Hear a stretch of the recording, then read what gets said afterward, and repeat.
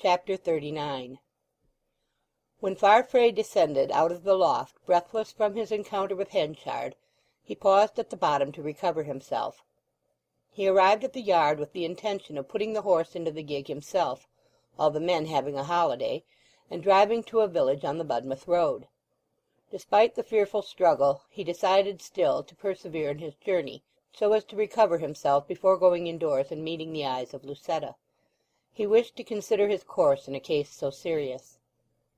When he was just on the point of driving off, Whittle arrived with a note badly addressed, and bearing the word "Immediate" upon the outside.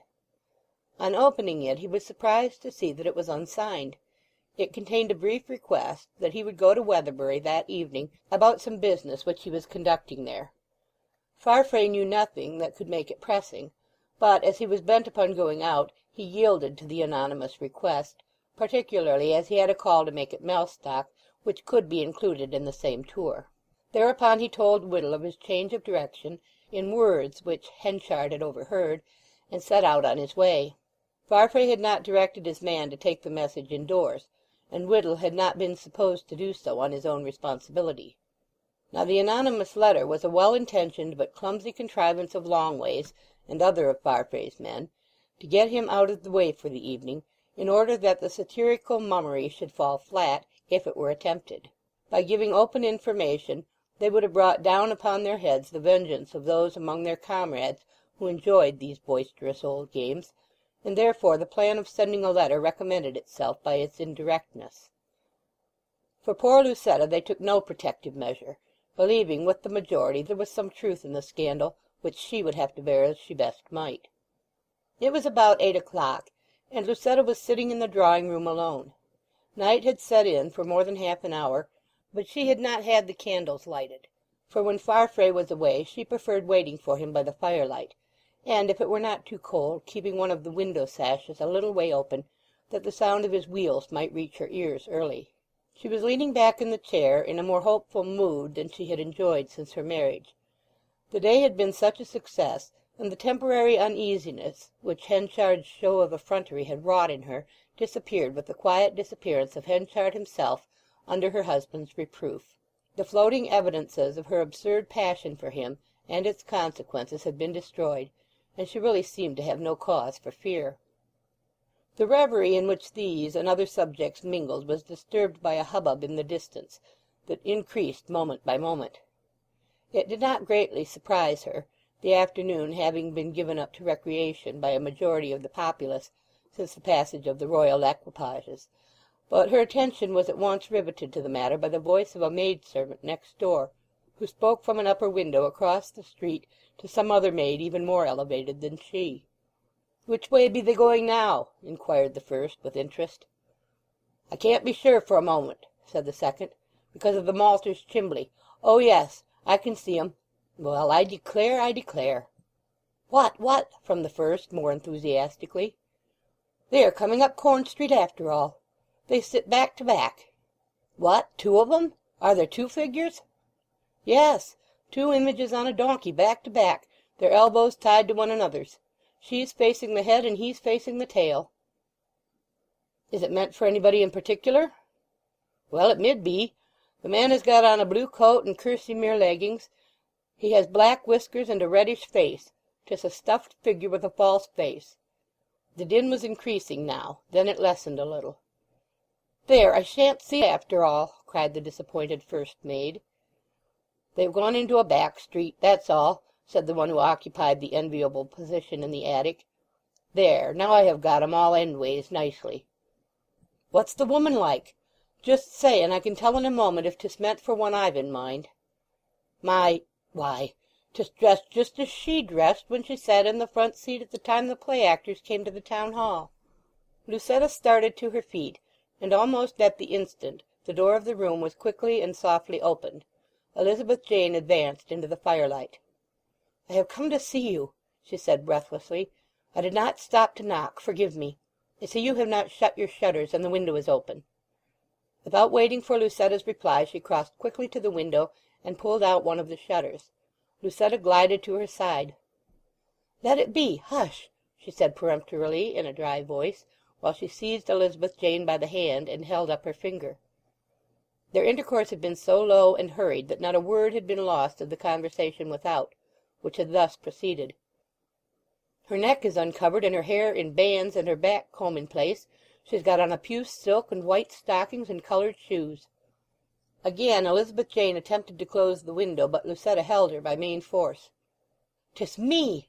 she said, with a face pale as death. "A procession, a scandal, an effigy of me, and him!" The look of Elizabeth betrayed that the latter knew it already. "Let us shut it out," coaxed Elizabeth Jane, noting that the rigid wildness of Lucetta's features was growing yet more rigid and wild with the meaning of the noise and laughter. "Let us shut it out."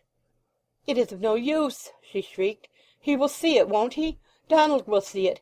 He is just coming home, and it will break his heart. He will never love me any more, and oh, it will kill me, kill me!" Elizabeth Jane was frantic now. "Oh, can't something be done to stop it?" she cried.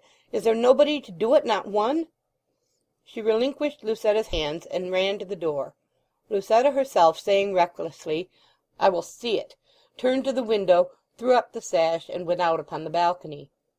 Elizabeth immediately followed, and put her arm round her to pull her in. Lucetta's eyes were straight upon the spectacle of the uncanny revel, now dancing rapidly. The numerous lights round the two effigies threw them up into lurid distinctness. It was impossible to mistake the pair for other than the intended victims. Come in," implored Elizabeth, "and let me shut the window." "She's me! She's me, even to the parasol, my green parasol!" cried Lucetta with a wild laugh as she stepped in. She stood motionless for 1 second, then fell heavily to the floor. Almost at the instant of her fall the rude music of the skimmington ceased. The roars of sarcastic laughter went off in ripples, and the trampling died out like the rustle of a spent wind. Elizabeth was only indirectly conscious of this. She had rung the bell, and was bending over Lucetta, who remained convulsed on the carpet in the paroxysms of an epileptic seizure. She rang again and again in vain, the probability being that the servants had all run out of the house to see more of the demonic Sabbath than they could see within. At last Farfrae's man, who had been agape on the doorstep, came up. Then the cook. The shutters, hastily pushed to by Elizabeth, were quite closed. A light was obtained, Lucetta carried to her room, and the man sent off for a doctor. While Elizabeth was undressing her she recovered consciousness, but as soon as she remembered what had passed the fit returned. The doctor arrived with unhoped-for promptitude. He had been standing at his door, like others, wondering what the uproar meant. As soon as he saw the unhappy sufferer, he said, in answer to Elizabeth's mute appeal, "This is serious." "It is a fit," Elizabeth said. "Yes, but a fit in the present state of her health means mischief. You must send at once for Mr. Farfrae. Where is he?" "He has driven into the country, sir," said the parlour-maid, "to some place on the Budmouth road. He's likely to be back soon." "Never mind, he must be sent for in case he should not hurry." The doctor returned to the bedside again. The man was dispatched, and they soon heard him clattering out of the yard at the back. Meanwhile Mr. Benjamin Grower, that prominent burgess of whom mention has been already made, hearing the din of cleavers, tongs, tambourines, kits, crowds, humstrums, serpents, ram's horns, and other historical kinds of music, as he sat indoors in the High Street, had put on his hat and gone out to learn the cause. He came to the corner above Farfrae's, and soon guessed the nature of the proceedings, for being a native of the town he had witnessed such rough jests before. His first move was to search hither and thither for the constables. There were 2 in the town, shrivelled men, whom he ultimately found in hiding up an alley, yet more shrivelled than usual, having some not ungrounded fears that they might be roughly handled if seen. "What can we 2 poor lamagers do against such a multitude?" expostulated Stubbard, in answer to Mr. Grower's chiding. "'Tis tempting 'em to commit felo de se upon us, and that would be the death of the perpetrator, and we wouldn't be the cause of a fellow creature's death on no account, not we." "Get some help, then. Here, I'll come with you. We'll see what a few words of authority can do. Quick now, have you got your staves?" "We didn't want the folk to notice us as law officers, being so short-handed, sir, so we pushed our government staves up this water-pipe." "Out with 'em, and come along, for heaven's sake. Ah, here's Mr. Blowbody. That's lucky." Blowbody was the 3rd of the 3 borough magistrates. "Well, what's the row?" said Blowbody. "Got their names, hey?" "No. "Now," said Grower to one of the constables, "you go with Mr. Blowbody round by the old walk and come up the street, and I'll go with Stubberd straight forward. By this plan we shall have 'em between us. Get their names only, no attack or interruption." Thus they started. But as Stubberd with Mr. Grower advanced into Corn Street, whence the sounds had proceeded, they were surprised that no procession could be seen. They passed Farfrae's and looked to the end of the street.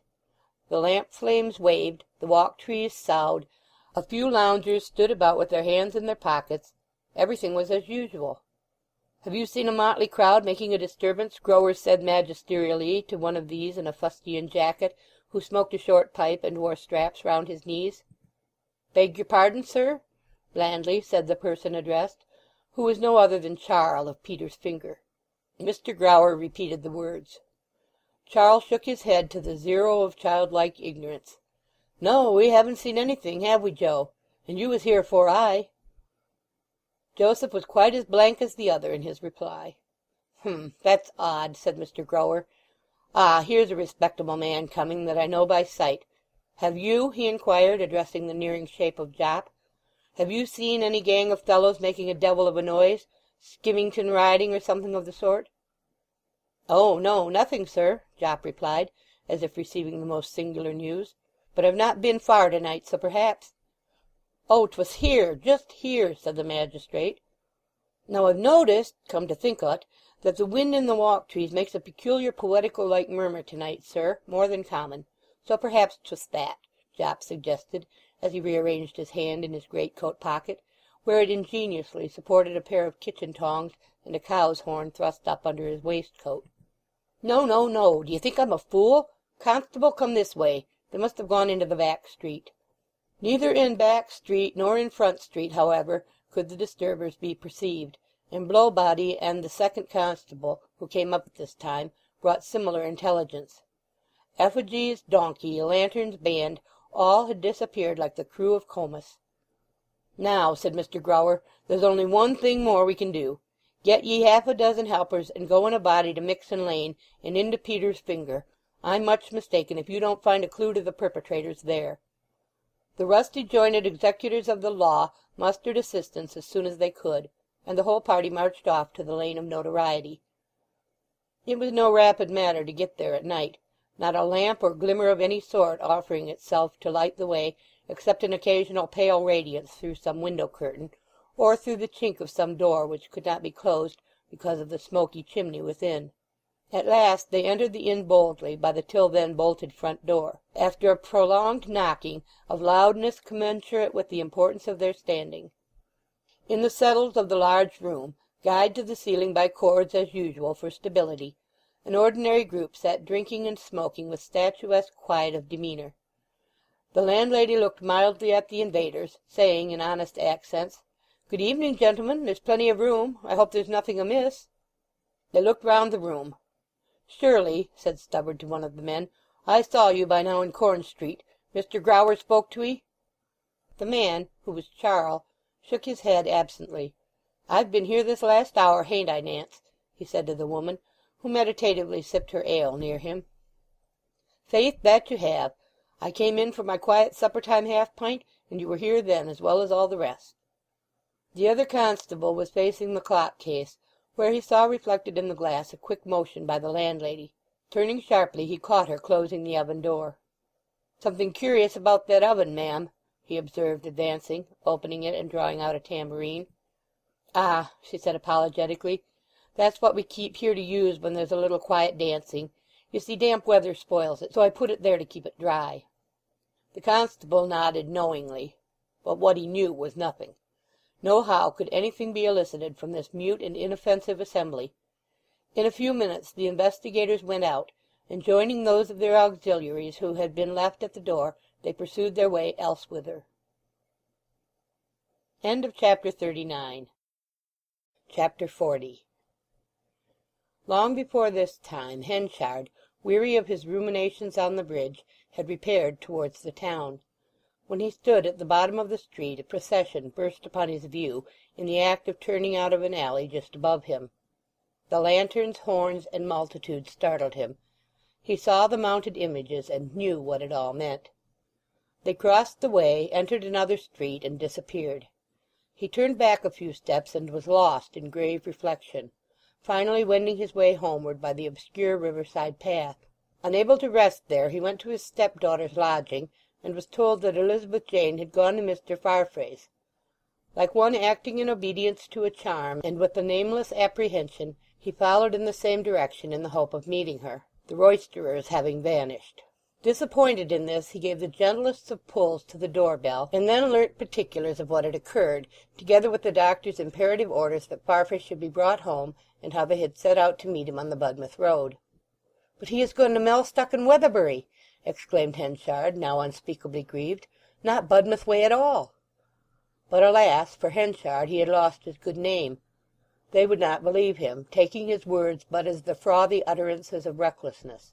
Though Lucetta's life seemed at that moment to depend upon her husband's return, she being in great mental agony lest he should never know the unexaggerated truth of her past relations with Henchard, no messenger was dispatched towards Weatherbury. Henchard, in a state of bitter anxiety and contrition, determined to seek Farfrae himself. To this end he hastened down the town, ran along the eastern road over Durnover Moor, up the hill beyond, and thus onward in the moderate darkness of this spring night, till he had reached a second and almost a third hill about 3 miles distant. In Yalbury Bottom or plain, at the foot of the hill, he listened. At first nothing beyond his own heart-throbs was to be heard, but the slow wind making its moan among the masses of spruce and larch of Yalbury Wood which clothed the heights on either hand. But presently there came the sound of light wheels whetting their fellows against the newly stoned patches of road, accompanied by the distant glimmer of lights. He knew it was Farfrae's gig descending the hill from an indescribable personality in its noise, the vehicle having been his own till bought by the Scotchman at the sale of his effects. Henchard thereupon retraced his steps along Yalbury Plain, the gig coming up with him as its driver slackened speed between two plantations. It was a point in the highway near which the road to Mellstock branched off from the homeward direction. By diverging to that village, as he had intended to do, Farfrae might probably delay his return by a couple of hours. It soon appeared that his intention was to do so still, the light swerving towards Cuckoo Lane, the by-road aforesaid. Farfrae's off-gig lamp flashed in Henchard's face. At the same time Farfrae discerned his late antagonist. "Farfrae! Mr. Farfrae!" cried the breathless Henchard, holding up his hand. Farfrae allowed the horse to turn several steps into the branch lane before he pulled up. He then drew rein and said "Yes?" over his shoulder, as one would towards a pronounced enemy. "Come back to Casterbridge at once," Henchard said. "There's something wrong at your house, requiring your return. I've run all the way here on purpose to tell ye." Farfrae was silent, and at his silence Henchard's soul sank within him. Why had he not, before this, thought of what was only too obvious? He who 4 hours earlier had enticed Farfrae into a deadly wrestle stood now in the darkness of late night-time on a lonely road, inviting him to come a particular way where an assailant might have confederates, instead of going his purposed way where there might be a better opportunity of guarding himself from attack. Henchard could almost feel this view of things in course of passage through Farfrae's mind. "I have to go to Mellstock," said Farfrae coldly, as he loosened his reins to move on. "But," implored Henchard, "the matter is more serious than your business at Mellstock. It is your wife. She is ill. I can tell you particulars as we go along." The very agitation and abruptness of Henchard increased Farfrae's suspicion that this was a ruse to decoy him on to the next wood, where might be effectually compassed what, from policy or want of nerve, Henchard had failed to do earlier in the day. He started the horse. "I know what you think," deprecated Henchard, running after, almost bowed down with despair as he perceived the image of unscrupulous villainy that he assumed in his former friend's eyes. "But I am not what you think," he cried hoarsely. "Believe me, Farfrae, I have come entirely on your own and your wife's account. She is in danger. I know no more, and they want you to come. Your man has gone the other way in a mistake. Oh, Farfrae, don't mistrust me. I am a wretched man, but my heart is true to you still." Farfrae, however, did distrust him utterly. He knew his wife was with child, but he had left her not long ago in perfect health, and Henchard's treachery was more credible than his story. He had in his time heard bitter ironies from Henchard's lips, and there might be ironies now. He quickened the horse's pace, and had soon risen into the high country lying between there and Mellstock, Henchard's spasmodic run after him lending yet more substance to his thought of evil purposes. The gig and its driver lessened against the sky in Henchard's eyes. His exertions for Farfrae's good had been in vain. Over this repentant sinner, at least, there was to be no joy in heaven. He cursed himself like a less scrupulous Job, as a vehement man will do when he loses self-respect, the last mental prop under poverty. To this he had come after a time of emotional darkness of which the adjoining woodland shade afforded inadequate illustration. Presently he began to walk back again along the way by which he had arrived. Farfrae should at all events have no reason for delay upon the road by seeing him there when he took his journey homeward later on. Arriving at Casterbridge, Henchard went again to Farfrae's house to make inquiries. As soon as the door opened, anxious faces confronted his from the staircase, hall, and landing, and they all said in grievous disappointment, "Oh, it is not he!"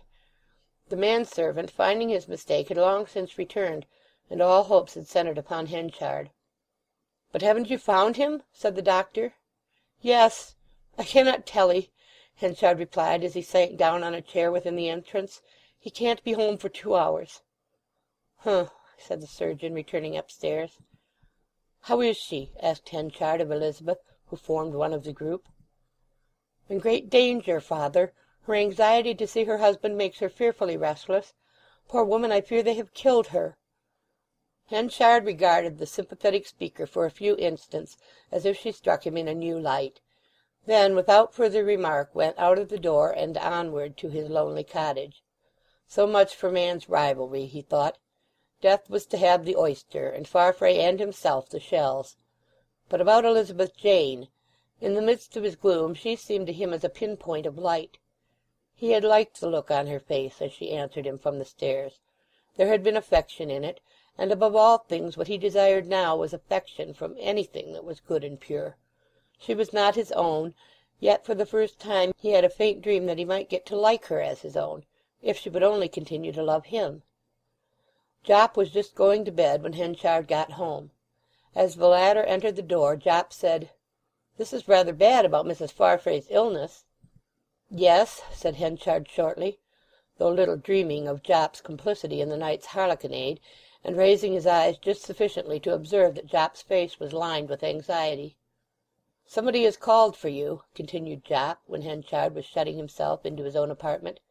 "A kind of traveller or sea captain of some sort." "Oh? Who could he be?" "He seemed a well-be-doing man, had grey hair and a broadish face, but he gave no name and no message. Nor do I give him any attention." And saying this, Henchard closed his door. The divergence to Mellstock delayed Farfrae's return very nearly the 2 hours of Henchard's estimate. Among the other urgent reasons for his presence had been the need of his authority to send to Budmouth for a second physician, and when at length Farfrae did come back he was in a state bordering on distraction at his misconception of Henchard's motives. A messenger was dispatched to Budmouth, late as it had grown. The night wore on, and the other doctor came in the small hours.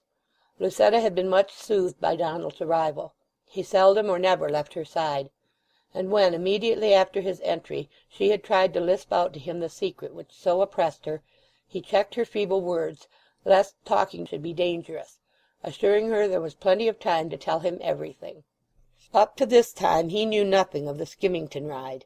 The dangerous illness and miscarriage of Mrs. Farfrae was soon rumoured through the town, and an apprehensive guess having been given as to its cause by the leaders in the exploit, compunction and fear threw a dead silence over all particulars of their orgy, while those immediately around Lucetta would not venture to add to her husband's distress by alluding to the subject.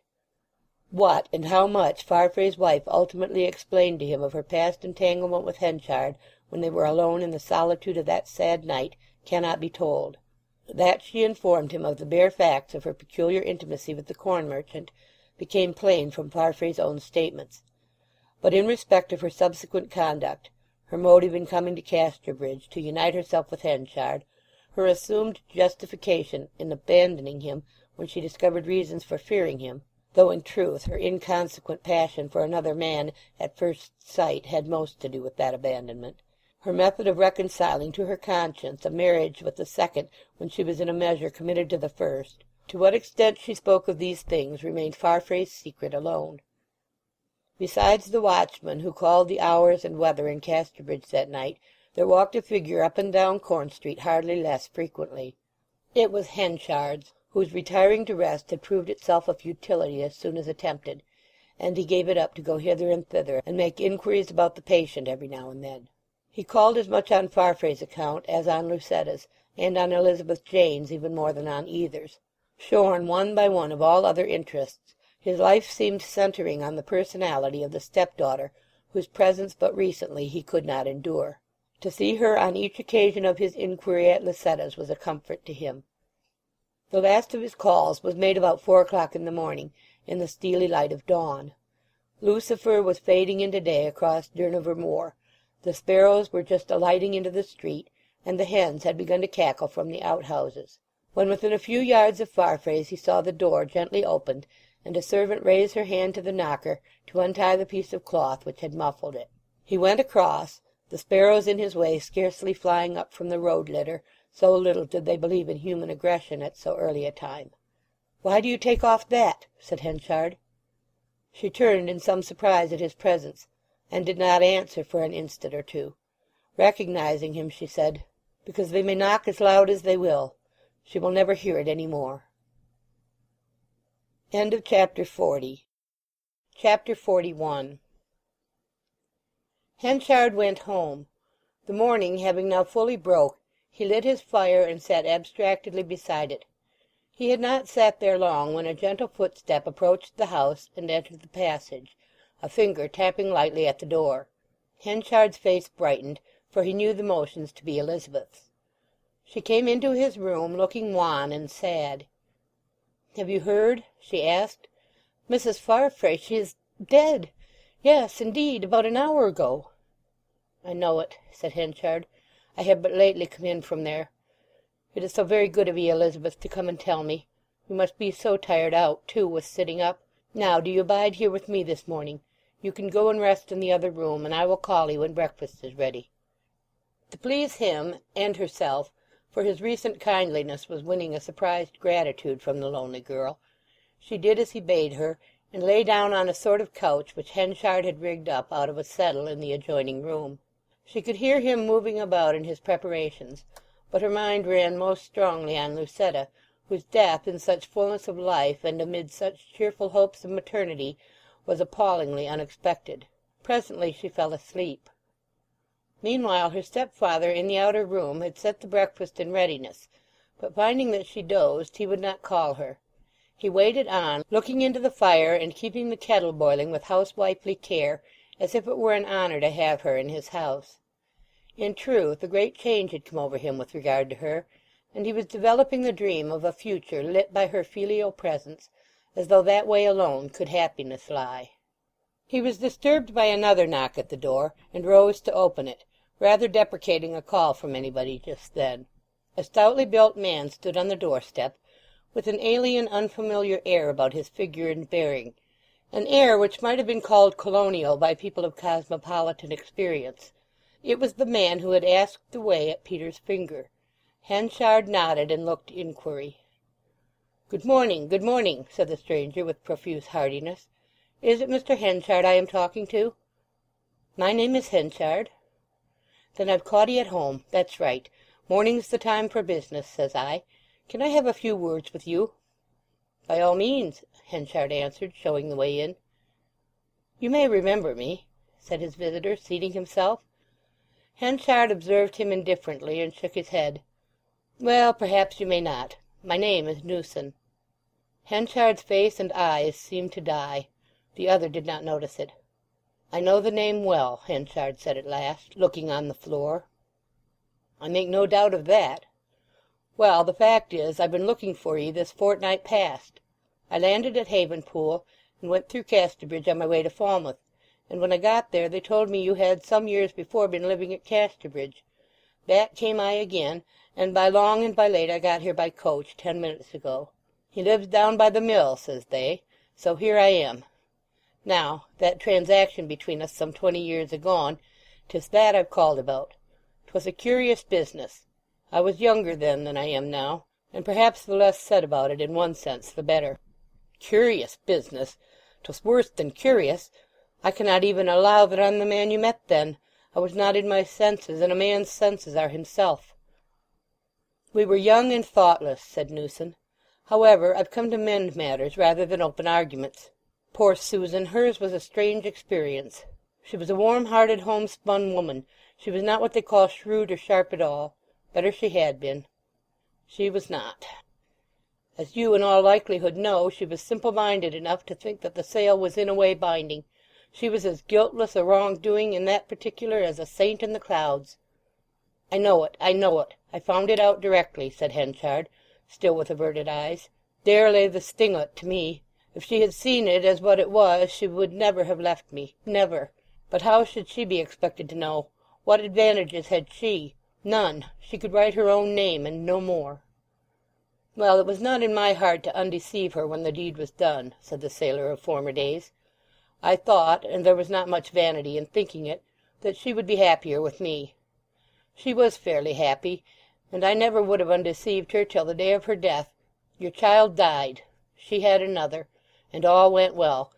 But a time came—mind me, a time always does come—a time came, it was some while after she and I and the child returned from America, when somebody she had confided her history to told her my claim to her was a mockery, and made a jest of her belief in my right. After that she was never happy with me. She pined and socked and sighed. She said she must leave me, and then came the question of our child. Then a man advised me how to act, and I did it, for I thought it was best. I left her at Falmouth and went off to sea. When I got to the other side of the Atlantic there was a storm, and it was supposed that a lot of us, including myself, had been washed overboard. I got ashore at Newfoundland, and then I asked myself what I should do. 'Since I'm here, here I'll bide,' I thought to myself. 'Twill be most kindness to her, now she's taken against me, to let her believe me lost. For, I thought, while she supposes us both alive, she'll be miserable. But if she thinks me dead, she'll go back to him, and the child will have a home. I've never returned to this country till a month ago, and I found that, as I supposed, she went to you, and my daughter with her. They told me in Falmouth that Susan was dead. But my Elizabeth Jane, where is she?" "Dead likewise," said Henchard doggedly. "Surely you learnt that too."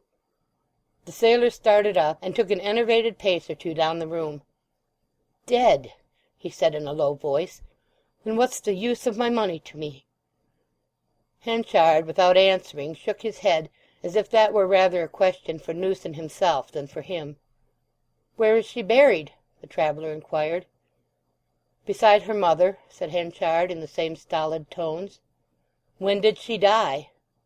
"A year ago and more," replied the other without hesitation. The sailor continued standing. Henchard never looked up from the floor. At last Newson said, "My journey hither has been for nothing. I may as well go as I came. It has served me right. I'll trouble you no longer."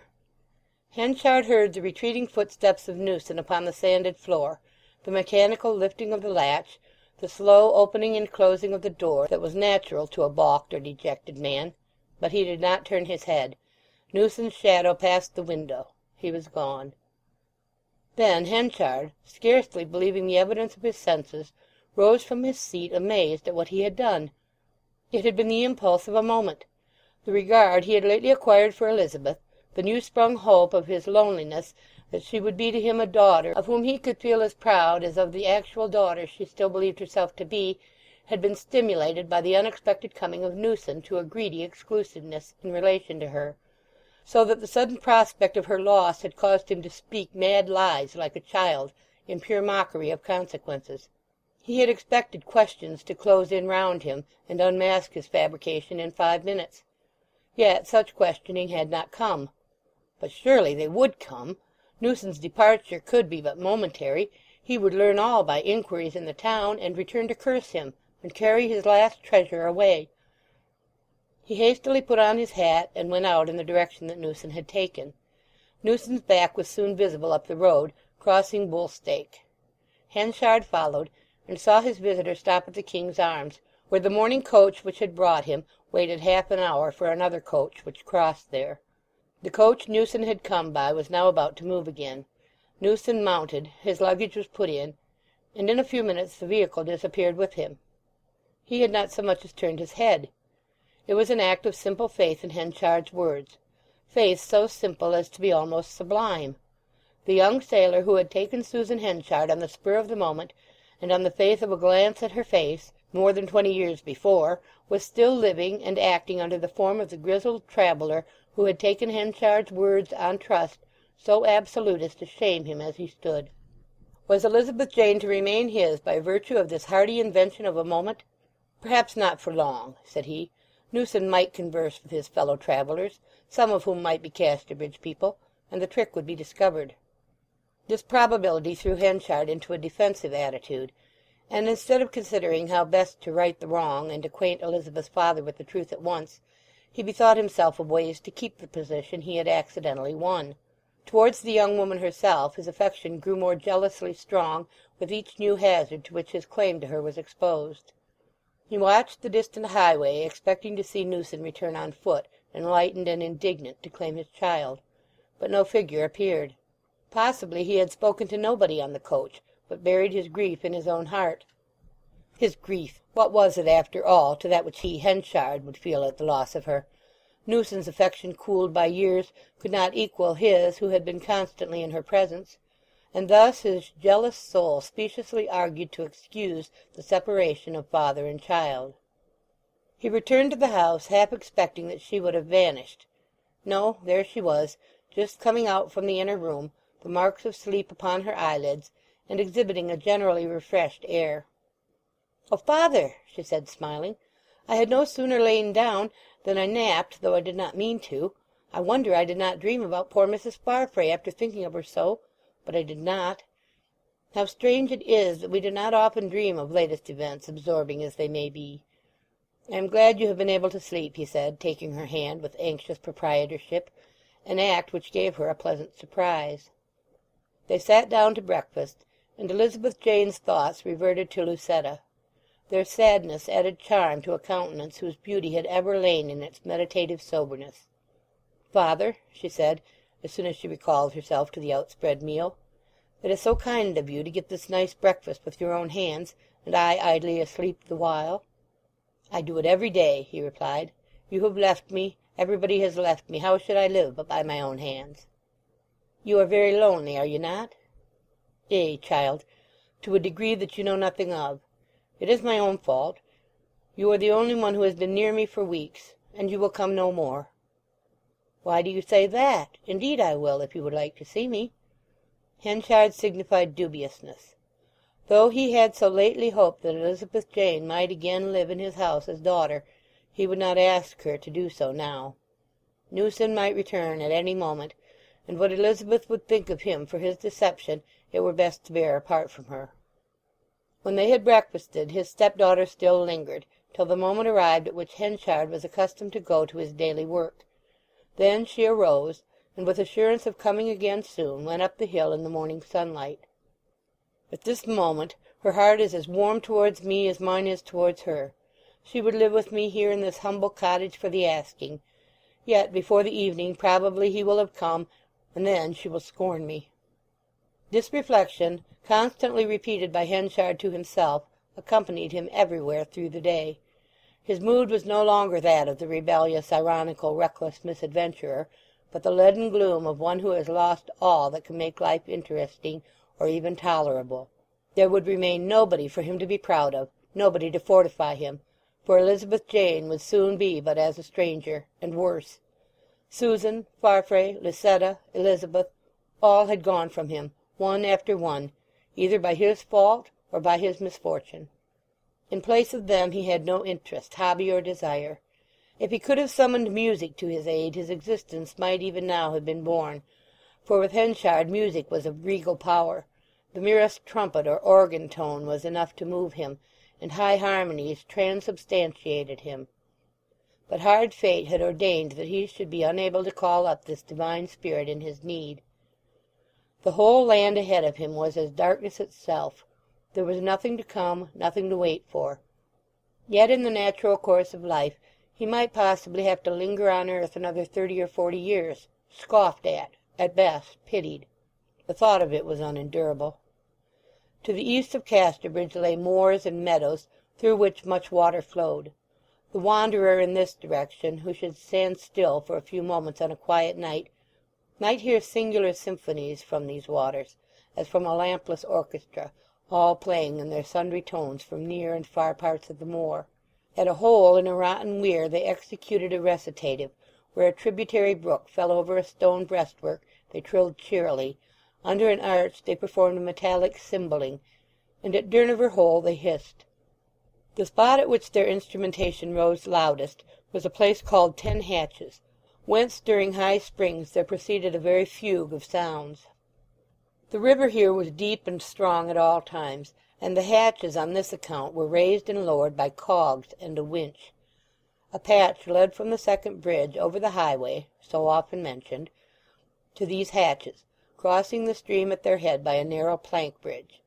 But after nightfall human beings were seldom found going that way, the path leading only to a deep reach of the stream called Blackwater, and the passage being dangerous. Henchard, however, leaving the town by the east road, proceeded to the second, or stone bridge, and thence struck into this path of solitude, following its course beside the stream till the dark shapes of the 10 Hatches cut the sheen thrown upon the river by the weak lustre that still lingered in the west. In a second or two he stood beside the weir hole where the water was at its deepest.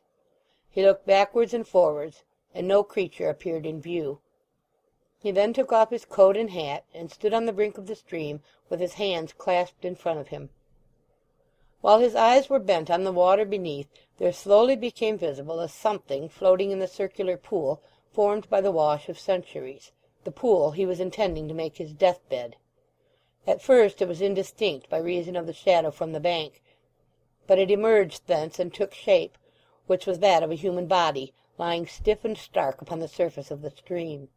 In the circular current imparted by the central flow, the form was brought forward till it passed under his eyes, and then he perceived with a sense of horror that it was himself, not a man somewhat resembling him, but one in all respects his counterpart. His actual double was floating as if dead in 10 Hatches Hole. The sense of the supernatural was strong in this unhappy man, and he turned away as one might have done in the actual presence of an appalling miracle. He covered his eyes and bowed his head. Without looking again into the stream he took his coat and hat and went slowly away. Presently he found himself by the door of his own dwelling. To his surprise Elizabeth Jane was standing there. She came forward, spoke, called him father just as before. Newson, then, had not even yet returned. "I thought you seemed very sad this morning," she said, "so I have come again to see you. Not that I am anything but sad myself, but everybody and everything seem against you so, and I know you must be suffering." How this woman divined things! Yet she had not divined their whole extremity. He said to her, "Are miracles still worked, do ye think, Elizabeth? I am not a read man. I don't know so much as I could wish. I have tried to peruse and learn all my life, but the more I try to know, the more ignorant I seem. I don't quite think there are any miracles nowadays," she said. "No interference in the case of desperate intentions, for instance? Well, perhaps not, in a direct way, perhaps not. But will you come and walk with me, and I will show you what I mean?" She agreed willingly, and he took her over the highway, and by the lonely path to 10 Hatches. He walked restlessly, as if some haunting shade, unseen of her, hovered round him and troubled his glance. She would gladly have talked of Lucetta, but feared to disturb him. When they got near the weir he stood still, and asked her to go forward and look into the pool, and tell him what she saw. She went, and soon returned to him. "Nothing," she said. "Go again," said Henchard, "and look narrowly." She proceeded to the river brink a second time.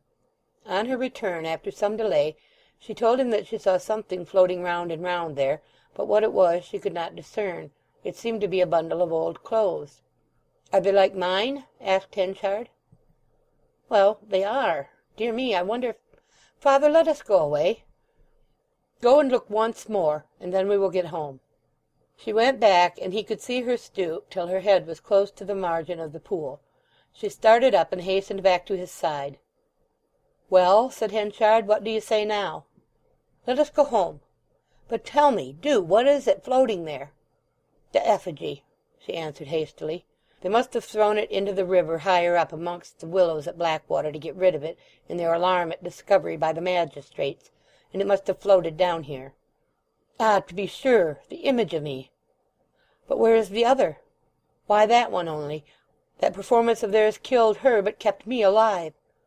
Elizabeth Jane thought and thought of these words, "kept me alive," as they slowly retraced their way to the town, and at length guessed their meaning.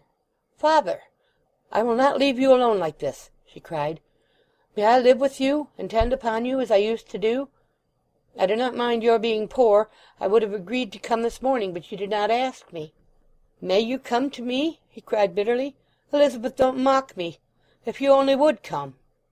"I will," said she. "How will you forgive all my roughness in former days? You cannot."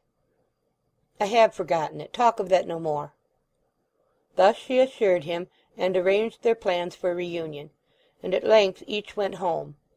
Then Henchard shaved for the first time during many days, and put on clean linen and combed his hair, and was as a man resuscitated thenceforward. The next morning the fact turned out to be as Elizabeth Jane had stated.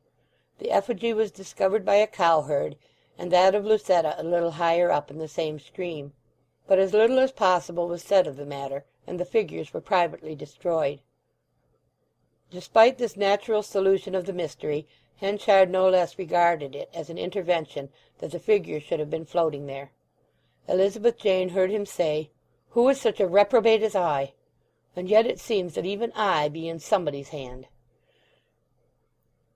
End of chapter 41. Chapter 42. But the emotional conviction that he was in somebody's hand began to die out of Henchard's breast as time slowly removed into distance the event which had given that feeling birth. The apparition of Newson haunted him. He would surely return. Yet Newson did not arrive. Lucetta had been borne along the churchyard path. Casterbridge had for the last time turned its regard upon her before proceeding to its work as if she had never lived. But Elizabeth remained undisturbed in the belief of her relationship to Henchard, and now shared his home. Perhaps, after all, Newson was gone forever. In due time the bereaved Farfrae had learnt the, at least proximate cause of Lucetta's illness and death, and his first impulse was, naturally enough, to wreak vengeance in the name of the law upon the perpetrators of the mischief. He resolved to wait till the funeral was over ere he moved in the matter. The time having come, he reflected. Disastrous as the result had been, it was obviously in no way foreseen or intended by the thoughtless crew who arranged the motley procession. The tempting prospect of putting to the blush people who stand at the head of affairs, that supreme and piquant enjoyment of those who writhe under the heel of the same, had alone animated them, so far as he could see, for he knew nothing of Jopp's incitements. Other considerations were also involved. Lucetta had confessed everything to him before her death, and it was not altogether desirable to make much ado about her history, alike for her sake, for Henchard's, and for his own. To regard the event as an untoward accident seemed to Farfrae truest consideration for the dead one's memory, as well as best philosophy. Henchard and himself mutually forbore to meet. For Elizabeth's sake the former had fettered his pride sufficiently to accept the small seed and root business which some of the town council, headed by Farfrae, had purchased to afford him a new opening.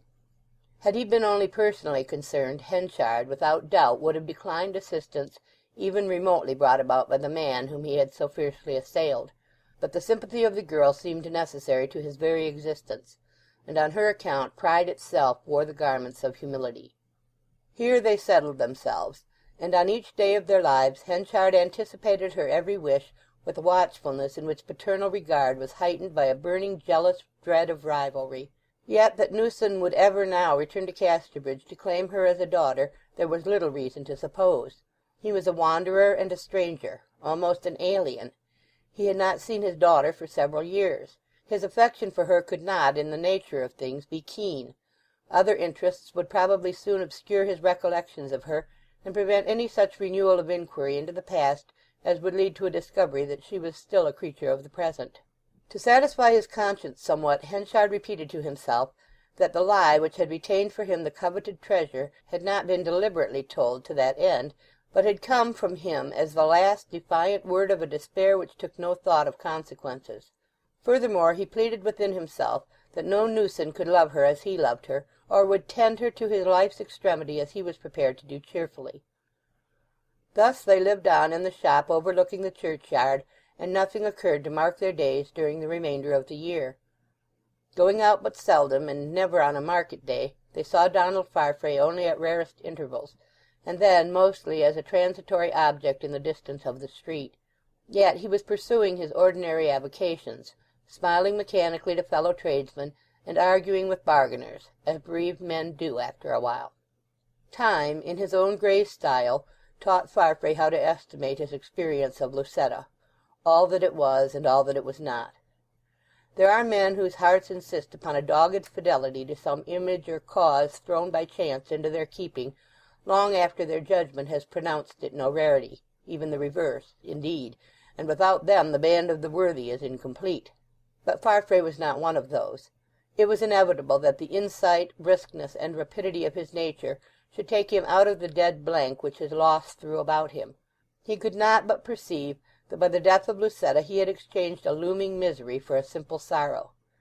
After that revelation of her history, which must have come sooner or later in any circumstances, it was hard to believe that life with her would have been productive of further happiness.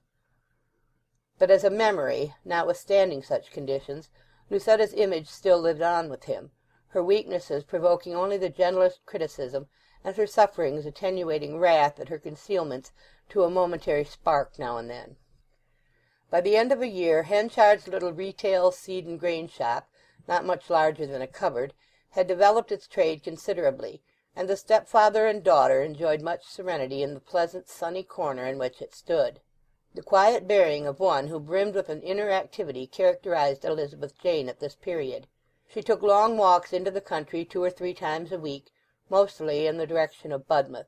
Sometimes it occurred to him that when she sat with him in the evening, after those invigorating walks, she was civil rather than affectionate, and he was troubled.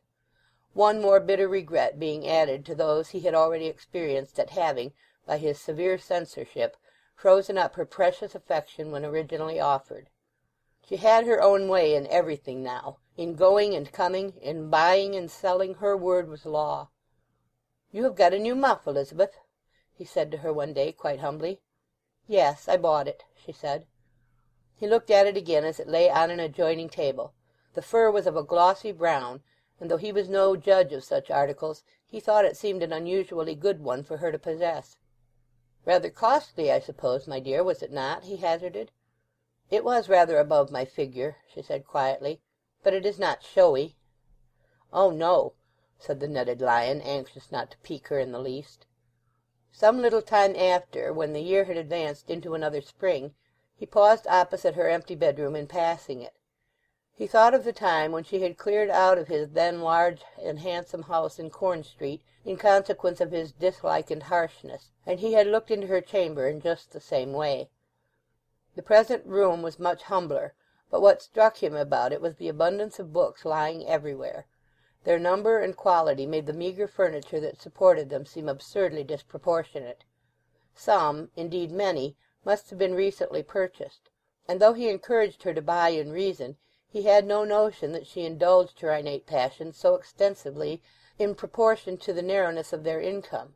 For the first time he felt a little hurt by what he thought her extravagance, and resolved to say a word to her about it.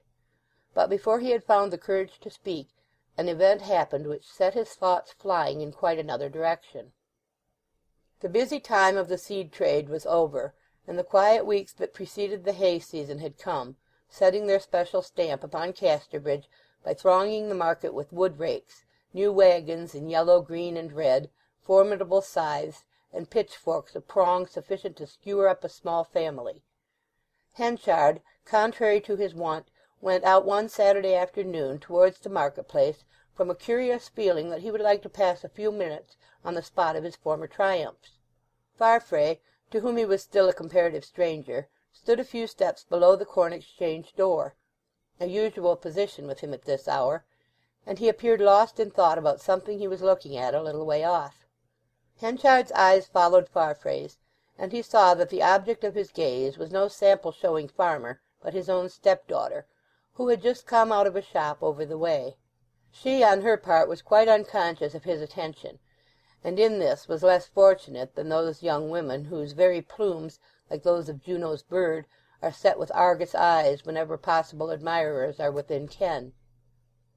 Henchard went away, thinking that perhaps there was nothing significant after all in Farfrae's look at Elizabeth Jane at that juncture. Yet he could not forget that the Scotchman had once shown a tender interest in her, of a fleeting kind. Thereupon promptly came to the surface that idiosyncrasy of Henchard's which had ruled his courses from the beginning and had mainly made him what he was. Instead of thinking that a union between his cherished stepdaughter and the energetic, thriving Donald was a thing to be desired for her good and his own, he hated the very possibility. Time had been when such instinctive opposition would have taken shape in action, but he was not now the Henchard of former days. He schooled himself to accept her will, in this as in other matters, as absolute and unquestionable. He dreaded lest an antagonistic word should lose for him such regard as he had regained from her by his devotion, feeling that to retain this under separation was better than to incur her dislike by keeping her near. But the mere thought of such separation fevered his spirit much, and in the evening he said, with the stillness of suspense, "Have you seen Mr. Farfrae to-day, Elizabeth?" Elizabeth Jane started at the question, and it was with some confusion that she replied, "No." "Oh, that's right, that's right. It was only that I saw him in the street when we both were there." He was wondering if her embarrassment justified him in a new suspicion, that the long walks which she had latterly been taking, that the new books which had so surprised him, had anything to do with the young man. She did not enlighten him, and lest silence should allow her to shape thoughts unfavourable to their present friendly relations, he diverted the discourse into another channel. Henchard was, by original make, the last man to act stealthily, for good or for evil. But the solicitous timor of his love, the dependence upon Elizabeth's regard into which he had declined, or in another sense to which he had advanced, denaturalized him. He would often weigh and consider for hours together the meaning of such and such a deed or phrase of hers, when a blunt settling question would formerly have been his first instinct. And now, uneasy at the thought of a passion for Farfrae which should entirely displace her mild filial sympathy with himself, he observed her going and coming more narrowly. There was nothing secret in Elizabeth Jane's movements beyond what habitual reserve induced, and it may at once be owned on her account that she was guilty of occasional conversations with Donald when they chanced to meet. Whatever the origin of her walks on the Budmouth road, her return from those walks was often coincident with Farfrae's emergence from Corn Street for a 20 minutes' blow on that rather windy highway, just to winnow the seeds and chaff out of him before sitting down to tea, as he said. Henchard became aware of this by going to the ring, and screened by its enclosure, keeping his eye upon the road till he saw them meet. His face assumed an expression of extreme anguish. "Of her too he means to rob me," he whispered. "But he has the right. I do not wish to interfere." The meeting, in truth, was of a very innocent kind, and matters were by no means so far advanced between the young people as Henchard's jealous grief inferred. Could he have heard such conversation as passed he would have been enlightened thus much. He: "You like walking this way, Miss Henchard? And is it not so?" uttered in his undulatory accents and with an appraising, pondering gaze at her. She: "Oh yes, I have chosen this road latterly. I have no great reason for it." He: "But that may make a reason for others." She, reddening: "I don't know that. My reason, however, such as it is that I wish to get a glimpse of the sea every day." He: "Is it a secret why?" She, reluctantly: "Yes." He, with the pathos of one of his native ballads: "Ah, I doubt there will be any good in secrets. A secret cast a deep shadow over my life, and well you know what it was." Elizabeth admitted that she did, but she refrained from confessing why the sea attracted her. She could not herself account for it fully, not knowing the secret possibly to be that in addition to early marine associations her blood was a sailor's. "Thank you for those new books, Mr. Farfrae," she added shyly. "I wonder if I ought to accept so many." Why not? It gives me more pleasure to get them for you than you to have them." "It cannot." They proceeded along the road together till they reached the town, and their paths diverged. Henchard vowed that he would leave them to their own devices, put nothing in the way of their courses, whatever they might mean. If he were doomed to be bereft of her, so it must be. In the situation which their marriage would create he could see no locus standi for himself at all. Farfrae would never recognize him more than superciliously. His poverty ensured that, no less than his past conduct. And so Elizabeth would grow to be a stranger to him, and the end of his life would be friendless solitude. With such a possibility impending he could not help watchfulness. Indeed, within certain lines he had the right to keep an eye upon her as his charge. The meetings seemed to become matters of course with them on special days of the week. At last full proof was given him. He was standing behind a wall close to the place at which Farfrae encountered her. He heard the young man address her as "Dearest Elizabeth Jane," and then kiss her, the girl looking quickly round to assure herself that nobody was near. When they were gone their way Henchard came out from the wall and mournfully followed them to Casterbridge. The chief looming trouble in this engagement had not decreased. Both Farfrae and Elizabeth Jane, unlike the rest of the people, must suppose Elizabeth to be his actual daughter, from his own assertion, while he himself had the same belief. And though Farfrae must have so far forgiven him as to have no objection to own him as a father-in-law, intimate they could never be. Thus would the girl, who was his only friend, be withdrawn from him by degrees through her husband's influence, and learn to despise him.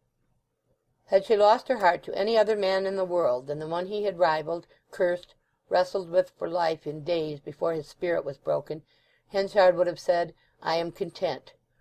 But content with the prospect as now depicted was hard to acquire.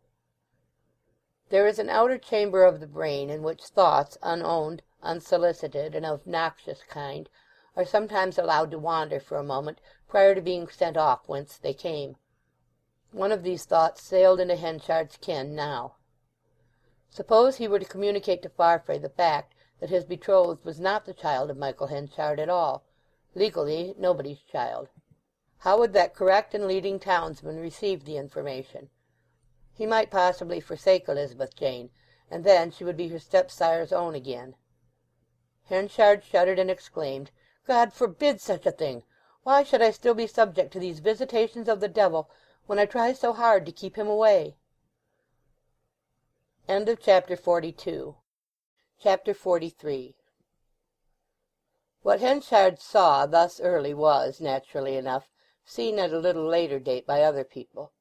That Mr. Farfrae walked with that bankrupt Henchard's stepdaughter of all women became a common topic in the town, the simple perambulating term being used hereabout to signify a wooing, and the 19 superior young ladies of Casterbridge, who had each looked upon herself as the only woman capable of making the merchant councilman happy, indignantly left off going to the church Farfrae attended, left off conscious mannerisms, left off putting him in their prayers at night amongst their blood relations, in short, reverted to their normal courses.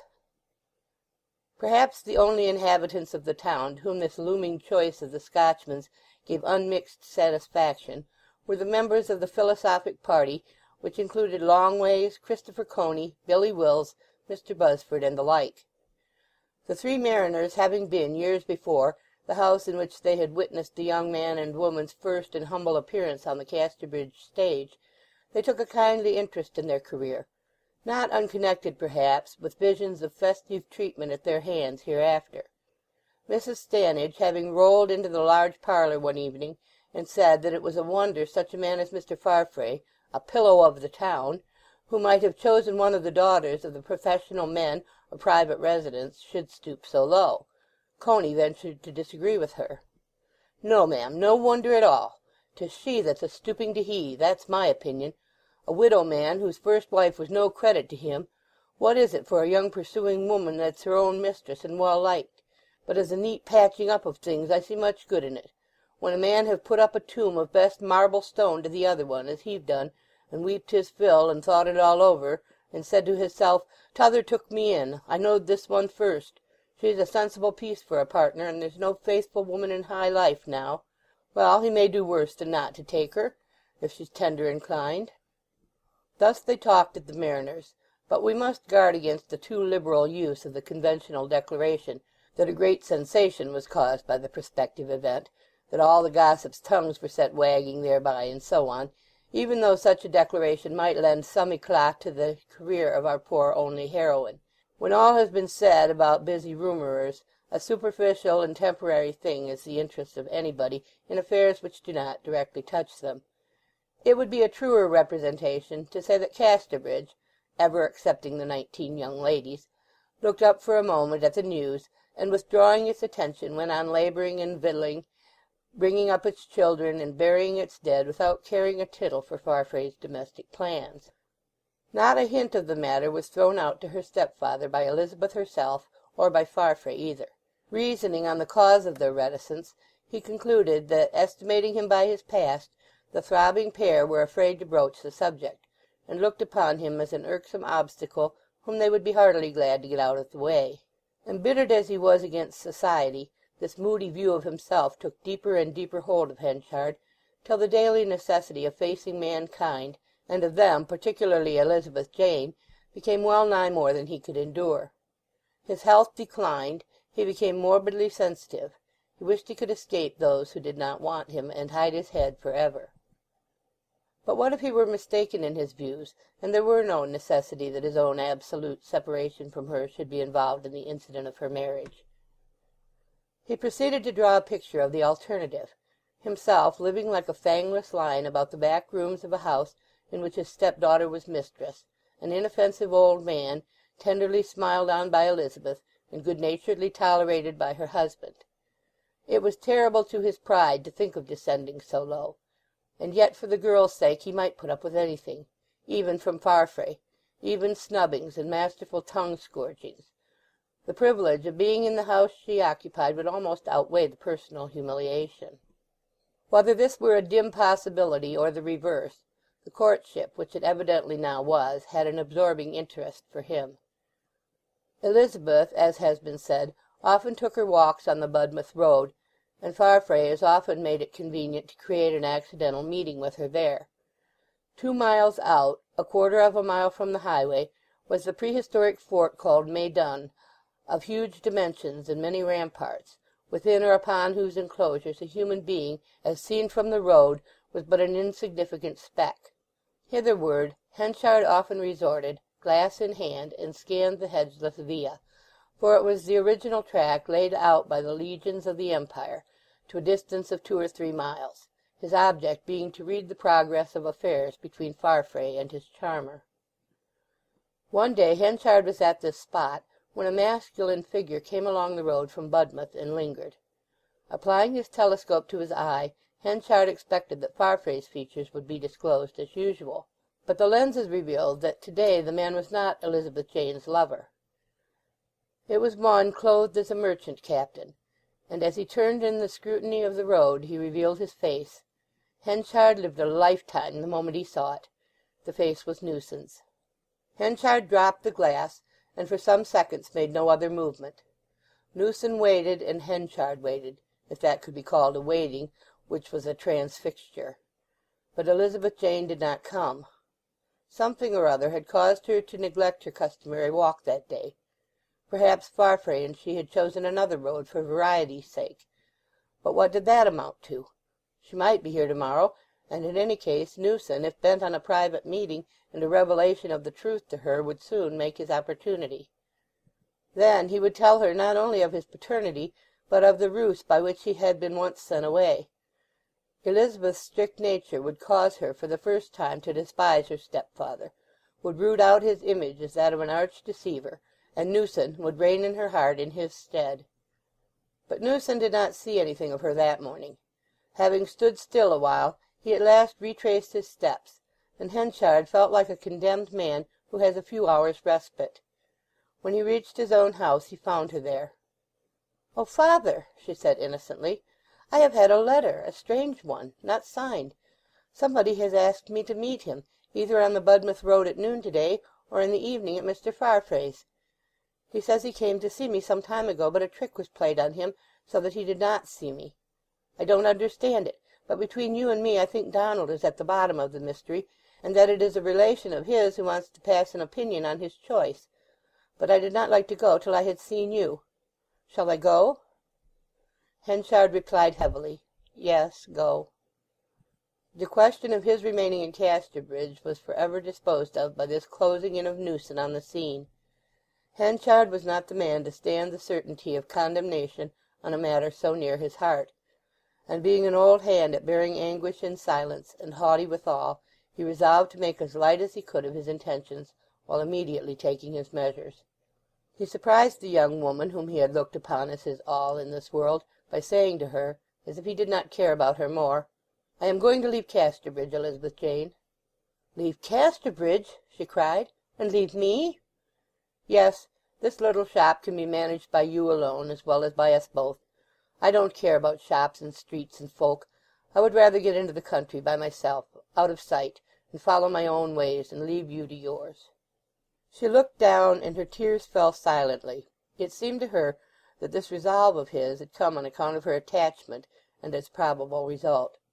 She showed her devotion to Farfrae, however, by mastering her emotion and speaking out. "I am sorry you have decided on this," she said with difficult firmness, "for I thought it possible, that I might marry Mr. Farfrae some little time hence, and I did not know that you disapproved of the step." "I approve of anything you desire to do, Izzy," said Henchard huskily. "If I did not approve it would be no matter. I wish to go away. My presence might make things awkward in the future, and in short it is best that I go." Nothing that her affection could urge would induce him to reconsider his determination, for she could not urge what she did not know, that when she should learn he was not related to her other than as a step-parent she would refrain from despising him, and that when she knew what he had done to keep her in ignorance she would refrain from hating him. It was his conviction that she would not so refrain, and there existed as yet neither word nor event which could argue it away. "Then," she said at last, "you will not be able to come to my wedding, and that is not as it ought to be." "I don't want to see it, I don't want to see it!" he exclaimed, adding more softly, "But think of me sometimes in your future life. You'll do that, Izzy? Think of me when you are living as the wife of the richest, the foremost man in the town, and don't let my sins, when you know them all, cause 'ee to quite forget that, though I loved 'ee late, I loved 'ee well." "It is because of Donald," she sobbed. "I don't forbid you to marry him," said Henchard. "Promise not to quite forget me when—" he meant when Newson should come. She promised mechanically in her agitation, and the same evening at dusk Henchard left the town, to whose development he had been one of the chief stimulants for many years. During the day he had bought a new tool basket, cleaned up his old hay knife and wimble, set himself up in fresh leggings, knee naps and corduroys, and in other ways gone back to the working clothes of his young manhood, discarding for ever the shabby genteel suit of cloth and rusty silk hat that since his decline had characterized him in the Casterbridge street as a man who had seen better days. He went secretly and alone, not a soul of the many who had known him being aware of his departure. Elizabeth Jane accompanied him as far as the second bridge on the highway, for the hour of her appointment with the unguessed visitor at Farfrae's had not yet arrived, and parted from him with unfeigned wonder and sorrow, keeping him back a minute or two before finally letting him go. She watched his form diminish across the moor, the yellow rush basket at his back moving up and down with each tread, and the creases behind his knees coming and going alternately till she could no longer see them. Though she did not know it, Henchard formed at this moment much the same picture as he had presented when entering Casterbridge for the first time nearly a quarter of a century before, except, to be sure, that the serious addition to his years had considerably lessened the spring to his stride, that his state of hopelessness had weakened him and imparted to his shoulders, as weighted by the basket, a perceptible bend. He went on till he came to the first milestone, which stood in the bank, half-way up a steep hill. He rested his basket on the top of the stone, placed his elbows on it, and gave way to a convulsive twitch, which was worse than a sob, because it was so hard and so dry. "If I had only got her with me, if I only had," he said. "Hard work would be nothing to me then. But that was not to be. I, Cain, go alone as I deserve, an outcast and a vagabond. but my punishment is not greater than I can bear." He sternly subdued his anguish, shouldered his basket, and went on. Elizabeth, in the meantime, had breathed him a sigh, recovered her equanimity, and turned her face to Casterbridge. Before she had reached the first house she was met in her walk by Donald Farfrae. This was evidently not their first meeting that day. They joined hands without ceremony, and Farfrae anxiously asked, "And is he gone? And did you tell him? I mean of the other matter, not of ours?" "He is gone, and I told him all I knew of your friend, Donald. Who is he?" "Well, well, dearie, you will know soon about that, and Mr. Henchard will hear of it if he does not go far." "He will go far. He's bent upon getting out of sight and sound." She walked beside her lover, and when they reached the crossways or bow, turned with him into Corn Street instead of going straight on to her own door. At Farfrae's house they stopped and went in. Farfrae flung open the door of the ground-floor sitting-room, saying, "There he is, waiting for you," and Elizabeth entered. In the armchair sat the broad-faced, genial man who had called on Henchard on a memorable morning between 1 and 2 years before this time, and whom the latter had seen mount the coach and depart within half an hour of his arrival. It was Richard Newson. The meeting with the light-hearted father from whom she had been separated half a dozen years, as if by death, need hardly be detailed. It was an affecting one, apart from the question of paternity. Henchard's departure was in a moment explained. When the true facts came to be handled, the difficulty of restoring her to her old belief in Newson was not so great as might have seemed likely, for Henchard's conduct itself was a proof that those facts were true. Moreover, she had grown up under Newson's paternal care, and even had Henchard been her father in nature, this father in early domiciliation might almost have carried the point against him, when the incidents of her parting with Henchard had a little worn off. Newson's pride in what she had grown up to be was more than he could express. He kissed her again and again. "I've saved you the trouble to come and meet me, ha!" said Newson. "The fact is that Mr. Farfrae here, he said, 'Come up and stop with me for a day or two, Captain Newson, and I'll bring her round.' Faith, says I, so I will, and here I am." "Well, Henchard is gone," said Farfrae, shutting the door. "He has done it all voluntarily, and, as I gather from Elizabeth, he has been very nice with her. I was got rather uneasy, but all is as it should be, and we will have no more difficulties at all." "Now that's very much as I thought," said Newson, looking into the face of each by turns. "I said to myself, 100 times, when I tried to get a peep at her unknown to herself, depend upon it, 'tis best that I should live on quiet for a few days like this, till something turns up for the better. I now know you are all right, and what can I wish for more?" "Well, Captain Newson, I will be glad to see ye here every day now, since it can do no harm," said Farfrae. "And what I've been thinking is that the wedding may as well be kept under my own roof, the house being large, and you being in lodgings by yourself, so that a great deal of trouble and expense would be saved ye. And 'tis a convenience when a couple's married not to have far to go to get home." "With all my heart," said Captain Newson, "since, as ye say, it can do no harm, now poor Henchard's gone, though I wouldn't have done it otherwise, or put myself in his way at all, for I've already in my lifetime been an intruder into his family quite as far as politeness can be expected to put up with. But what did the young woman say herself about it? Elizabeth, my child, come and hearken to what we be talking about, and not bide staring out of the window as if ye didn't hear." "Donald and you must settle it," murmured Elizabeth, still keeping up a scrutinizing gaze at some small object in the street. "Well, then," continued Newson, turning anew to Farfrae, with a face expressing thorough entry into the subject, "that's how we'll have it. And, Mr. Farfrae, as you provide so much, and house room and all that, I'll do my part in the drinkables, and see to the rum and scheidam. Maybe a dozen jars will be sufficient, as many of the folk will be ladies, and perhaps they won't drink hard enough to make a high average in the reckoning. But you know best. I've provided for men and shipmates times enough, but I'm as ignorant as a child how many glasses of grog a woman that's not a drinking woman is expected to consume at these ceremonies." "Oh, none. We'll no want much of that. Oh, no," said Farfrae, shaking his head with appalled gravity. "Do you leave all to me." When they had gone a little further in these particulars, Newson, leaning back in his chair and smiling reflectively at the ceiling, said, "I've never told ye, or have I, Mr. Farfrae, how Henchard put me off the scent that time?" He expressed ignorance of what the captain alluded to. "Ah, I thought I hadn't. I resolved that I would not, I remember, not to hurt the man's name. But now he's gone, I can tell ye. Why, I came to Casterbridge 9 or 10 months before that day last week that I found ye out. I had been here twice before then. The first time I passed through the town on my way westward, not knowing Elizabeth lived here. Then, hearing at some place, I forget where, that a man of the name of Henchard had been mayor here, I came back and called at his house one morning. The old rascal! He said Elizabeth Jane had died years ago." Elizabeth now gave earnest heed to his story. "No, it never crossed my mind that the man was selling me a packet," continued Newson. "And if you'll believe me, I was that upset that I went back to the coach that had brought me, and took passage onward without lying in the town half an hour. Ha ha!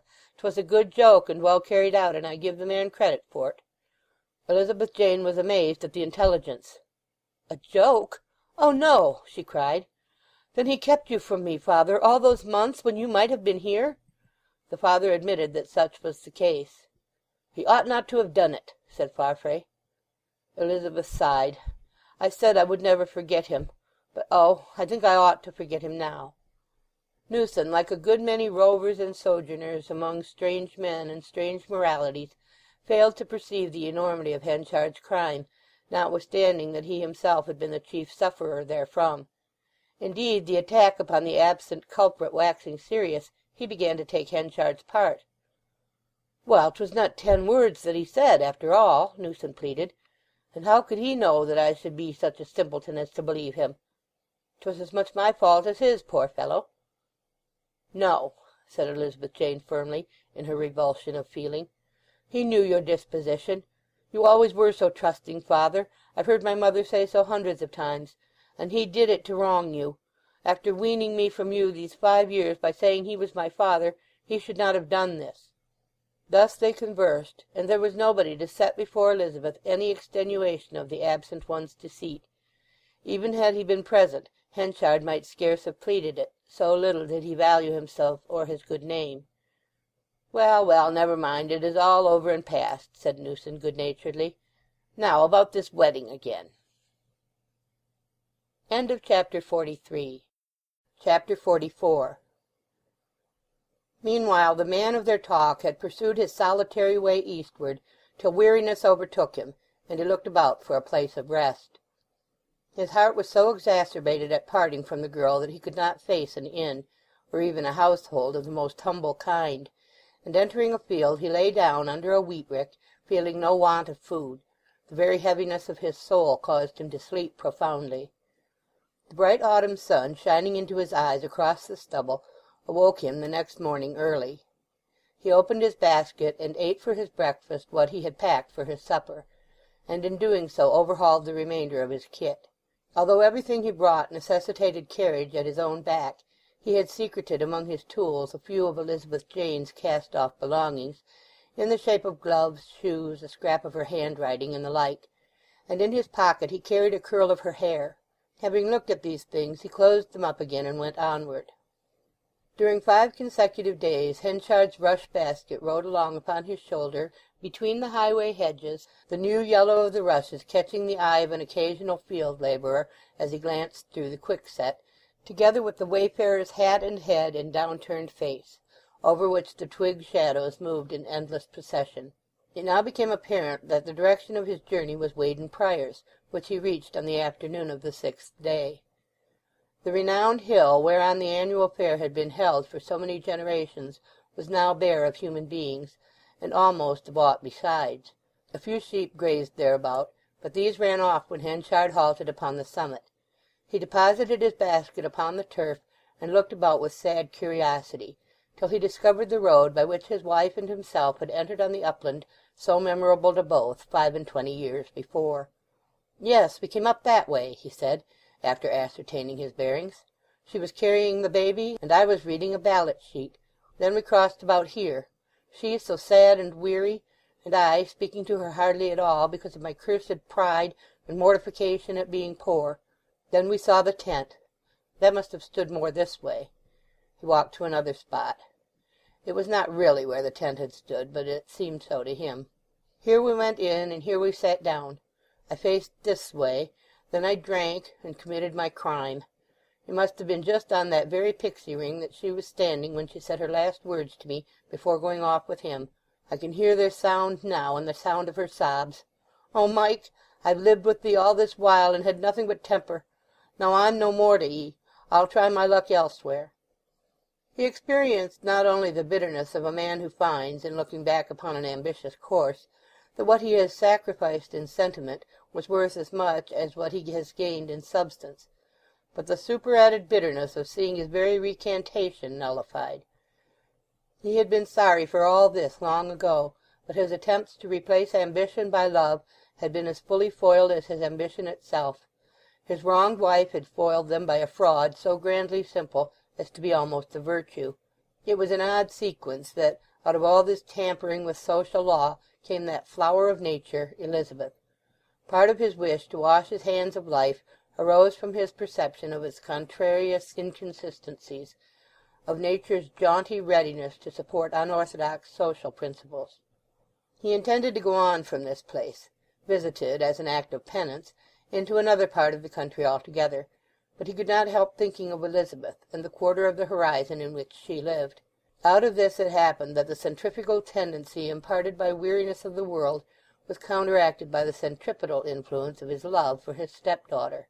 As a consequence, instead of following a straight course yet further away from Casterbridge, Henchard gradually, almost unconsciously, deflected from that right line of his first intention, till by degrees his wandering, like that of the Canadian woodsman, became part of a circle of which Casterbridge formed the centre. In ascending any particular hill he ascertained the bearings as nearly as he could by means of the sun, moon, or stars, and settled in his mind the exact direction in which Casterbridge and Elizabeth Jane lay. Sneering at himself for his weakness, he yet every hour, nay, every few minutes, conjectured her actions for the time being, her sitting down and rising up, her goings and comings, till thought of Newson's and Farfrae's counter-influence would pass like a cold blast over a pool and efface her image. And then he would say to himself, "Oh, you fool! All this about a daughter who is no daughter of thine." At length he obtained employment at his own occupation of hay-trusser, work of that sort being in demand at this autumn time. The scene of his hiring was a pastoral farm near the old western highway, whose course was the channel of all such communications as passed between the busy centres of novelty and the remote Wessex boroughs. He had chosen the neighbourhood of this artery from a sense that, situated here, though at a distance of 50 miles, he was virtually nearer to her whose welfare was so dear than he would be at a roadless spot only half as remote. And thus Henchard found himself again on the precise standing which he had occupied a quarter of a century before. Externally there was nothing to hinder his making another start on the upward slope, and by his new lights achieving higher things than his soul in its half-formed state had been able to accomplish. But the ingenious machinery contrived by the gods for reducing human possibilities of amelioration to a minimum, which arranges that wisdom to do shall come pari passu with the departure of zest for doing, stood in the way of all that. He had no wish to make an arena a second time of a world that had become a mere painted scene to him. Very often, as his hay-knife crunched down among the sweet-smelling grassy stems, he would survey mankind and say to himself, "Here and everywhere be folk dying before their time like frosted leaves, though wanted by their families, the country, and the world, while I, an outcast, an encumberer of the ground, wanted by nobody and despised by all, live on against my will." He often kept an eager ear upon the conversations of those who passed along the road, not from a general curiosity by any means, but in the hope that among these travellers between Casterbridge and London some would, sooner or later, speak of the former place. The distance, however, was too great to lend much probability to his desire, and the highest result of his attention to wayside words was that he did indeed hear the name Casterbridge uttered one day by the driver of a road waggon. Henchard ran to the gate of the field he worked in, and hailed the speaker, who was a stranger. "Yes, I've come from there, maister," he said, in answer to Henchard's inquiry. "I trade up and down, ye know, though. What with this travelling without horses that's getting so common, my work will soon be done." "Anything moving in the old place, mid I ask?" "All the same as usual." "I've heard that Mr. Farfrae, the late mayor, is thinking of getting married. Now is that true or not?" "I couldn't say for the life o' me." "Oh, no, I should think not." "But yes, John, you forget," said a woman inside the wagon tilt. "What were them packages we carried there at the beginning of the week? Surely they said a wedding was coming off soon, on Martin's Day?" The man declared he remembered nothing about it, and the wagon went on jangling over the hill. Henchard was convinced that the woman's memory served her well. The date was an extremely probable one, there being no reason for delay on either side. He might, for that matter, write and inquire of Elizabeth, but his instinct for sequestration had made the course difficult. Yet before he left her she had said that for him to be absent from her wedding was not as she wished it to be. The remembrance would continually revive in him now that it was not Elizabeth and Farfrae who had driven him away from them, but his own haughty sense that his presence was no longer desired. He had assumed the return of Newson without absolute proof that the captain meant to return, still less that Elizabeth Jane would welcome him, and with no proof whatever that if he did return he would stay. What if he had been mistaken in his views? If there had been no necessity that his own absolute separation from her he loved should be involved in these untoward incidents? To make one more attempt to be near her, to go back, to see her, to plead his cause before her, to ask forgiveness for his fraud, to endeavour strenuously to hold his own in her love, it was worth the risk of repulse, of life itself. But how to initiate this reversal of all his former resolves without causing husband and wife to despise him for his inconsistency was a question which made him tremble and brood. He cut and cut his trusses 2 days more, and then he concluded his hesitancies by a sudden reckless determination to go to the wedding festivity. Neither writing nor message would be expected of him. She had regretted his decision to be absent. His unanticipated presence would fill the little unsatisfied corner that would probably have place in her just heart without him. To intrude as little of his personality as possible upon a gay event with which that personality could show nothing in keeping, he decided not to make his appearance till evening, when stiffness would have worn off, and a gentle wish to let bygones be bygones would exercise its sway in all hearts. He started on foot 2 mornings before St. Martin's tide, allowing himself about 16 miles to perform for each of the 3 days' journey, reckoning the wedding day as one. There were only 2 towns, Melchester and Shottsford, of any importance along his course, and at the latter he stopped on the second night, not only to rest, but to prepare himself for the next evening. Possessing no clothes but the working suit he stood in, now stained and distorted by their 2 months of hard usage, he entered a shop to make some purchases which should put him, externally at any rate, a little in harmony with the prevailing tone of the morrow.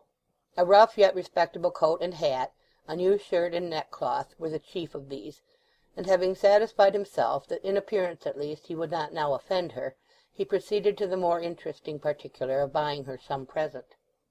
What should that present be?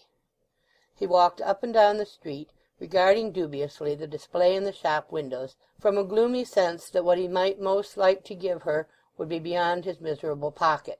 At length a caged goldfinch met his eye. The cage was a plain and small one, the shop humble, and on inquiry he concluded he could afford the modest sum asked. A sheet of newspaper was tied round the little creature's wire prison, and with the wrapped-up cage in his hand Henchard sought a lodging for the night. Next day he set out upon the last stage, and was soon within the district which had been his dealing ground in bygone years. Part of the distance he travelled by carrier, seating himself in the darkest corner at the back of that trader's van, and as the other passengers, mainly women going short journeys, mounted and alighted in front of Henchard, they talked over much local news, not the least portion of this being the wedding then in course of celebration at the town they were nearing. It appeared from their accounts that the town band had been hired for the evening party, and lest the convivial instincts of that body should get the better of their skill, the further step had been taken of engaging the string band from Budmouth, so that there would be a reserve of harmony to fall back upon in case of need. He heard, however, but few particulars beyond those known to him already, the incident of the deepest interest on the journey being the soft pealing of the Casterbridge bells, which reached the travellers' ears while the van paused on the top of Yalbury Hill to have the drag lowered. The time was just after 12 o'clock.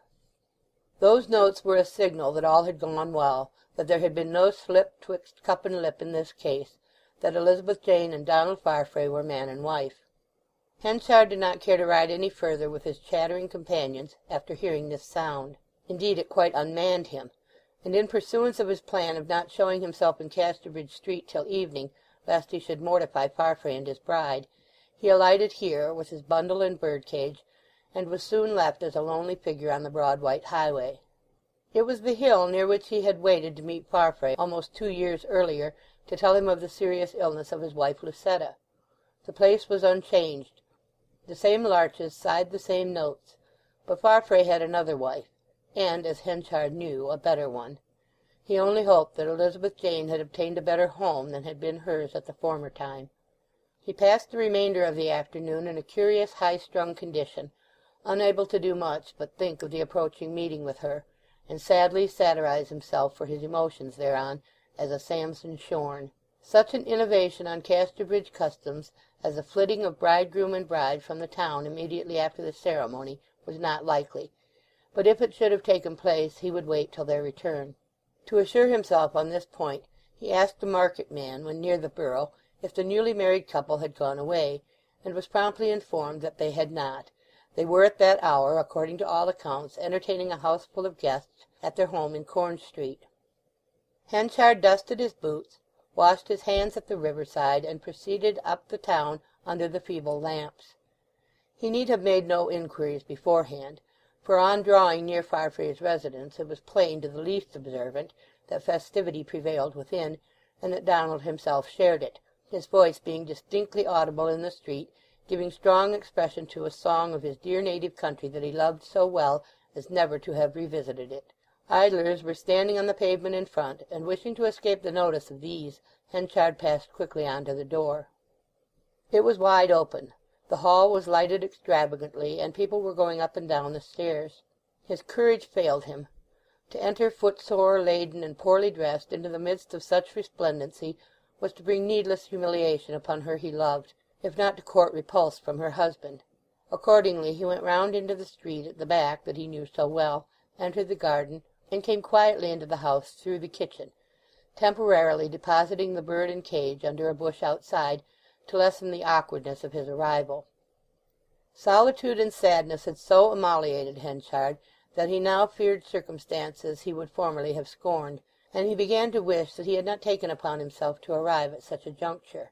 However, his progress was made unexpectedly easy by his discovering alone in the kitchen an elderly woman who seemed to be acting as provisional housekeeper during the convulsions from which Farfrae's establishment was just then suffering. She was one of those people whom nothing surprises, and though to her, a total stranger, his request must have seemed odd, she willingly volunteered to go up and inform the master and mistress of the house that a humble old friend had come. On second thought she said that he had better not wait in the kitchen, but come up into the little back parlour, which was empty. He thereupon followed her thither, and she left him. Just as she got across the landing to the door of the best parlour, a dance was struck up, and she returned to say that she would wait till that was over before announcing him, Mr. and Mrs. Farfrae having both joined in the figure. The door of the front room had been taken off its hinges to give more space, and that of the room Henchard sat in being ajar, he could see fractional parts of the dancers whenever their gyrations brought them near the doorway, chiefly in the shape of the skirts of dresses and streaming curls of hair, together with about 3/5 of the band in profile, including the restless shadow of a fiddler's elbow and the tip of the bass viol bow. The gaiety jarred upon Henchard's spirits, and he could not quite understand why Farfrae, a much sobered man and a widower, who had had his trials, should have cared for it all, notwithstanding the fact that he was quite a young man still, and quickly kindled to enthusiasm by dance and song. That the quiet Elizabeth, who had long ago appraised life at a moderate value, and who knew in spite of her maidenhood that marriage was as a rule no dancing matter, should have had zest for this revelry surprised him still more. However, young people could not be quite old people, he concluded, and custom was omnipotent. With the progress of the dance the performers spread out somewhat, and then for the first time he caught a glimpse of the once despised daughter who had mastered him and made his heart ache. She was in a dress of white silk or satin, he was not near enough to say which, snowy white without a tinge of milk or cream, and the expression of her face was one of nervous pleasure rather than of gaiety. Presently Farfrae came round, his exuberant Scotch movement making him conspicuous in a moment. The pair were not dancing together, but Henchard could discern that whenever the chances of the figure made them the partners of a moment, their emotions breathed a much subtler essence than at other times. By degrees Henchard became aware that the measure was trod by someone who out-Farfrayed Farfrae in saltatory intenseness. This was strange, and it was stranger to find that the eclipsing personage was Elizabeth Jane's partner. The first time that Henchard saw him he was sweeping grandly round, his head quivering and low down, his legs in the form of an X and his back towards the door. The next time he came round in the other direction, his white waistcoat preceding his face, and his toes preceding his white waistcoat. That happy face, Henchard's complete discomfiture lay in it. It was Newson's, who had indeed come and supplanted him. Henchard pushed to the door, and for some seconds made no other movement. He rose to his feet and stood like a dark ruin, obscured by the shade from his own soul upthrown.